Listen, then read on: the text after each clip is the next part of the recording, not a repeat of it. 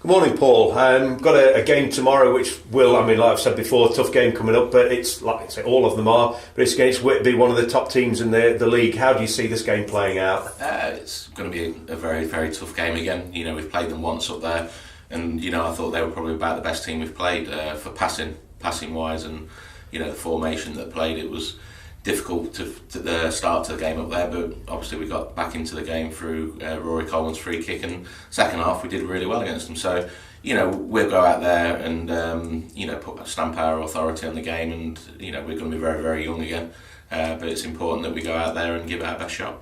So have you got a plan and a formation in mind of how you could combat Whitby tomorrow? Yeah, we'll be working on it this morning, and It's one of those that every game at the minute you look at it and you think, they're top of the table and things like that. But we've identified things that we think we can do better. I thought last Saturday was a difficult day for everybody. The age of the squad and things like that. It was a hard day, but people have got things around their head around things now, and we've got to stand up, grow up, and get some points on the board now. Yeah, we'll look back to last week's game against Workington.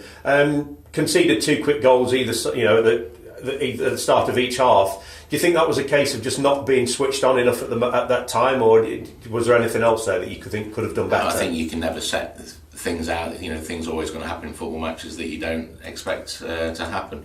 We had a good chat at half time and said, look, the first 10-15 minutes is vital that we don't concede and you keep yourself in the game, and obviously, a minute into the second half you concede. So, they're very, very young. It's important. I thought the fans were brilliant last week. I think they realise what's happening at the football club, and the age-wise, they've got to be supportive, and they've been brilliant at that. And the fans have been brilliant since day one, and we've got they'll keep positive. I know they will. Yeah, we sort of this week we've seen an article written by Ilton Advertiser journalist Mark Duffy regarding the ethos of the club and how, from his point of view, the ethos needs to change a little bit. You've read that. What did you make of that article? I think it was very fair. I think I made no... I didn't hide from the fact that in the summer that I thought we needed experience in the football club to help bring the youngsters on. Situations have arisen that's not been possible. And it's one of them, you either throw your dummy out the pram and sulk about it, or you have to get on with it and show your 100% commitment to the football club and to what I think I can do at the football club over a duration of time. And it is difficult, it is frustrating, but it happens. So you've just got to get your head down. I think that model would work in a different time at the football club, but at the minute we've got to go young, and that's what we're going to have to get our heads around, and I'm going to have to bite my lip at times, and we'll get there. We'll get there. It's just, the youngsters have got to grow up very, very quickly, which, they're confident they can do, and now's the time to show it. With the squad that you've got, we talk about the youngsters, the likes of Max Thornbury, Lewis Rose, Keenan Meek and Ben Morris. They've all played together for a couple of years now, and they were part of that the FA Cup youth team run last season. So they're a very tight-knit group, aren't they? Do you think that sort of...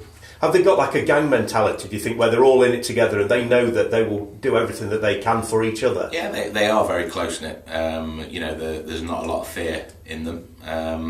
But there's a massive difference between under-18 FA Youth Cup football and Evo Steep Northern Premier football, and they realise that and they know what they've got to work on. And, it's going to be at times frustrating, but it's going to be at times where you get results and you can see people development, you get a lot of satisfaction out of that. And that's the way the football club's decided to go till the end of the season, and we'll have to back that. Okay, that's great. Cheers. Thanks for your time today, Paul. Brilliant. Thank you.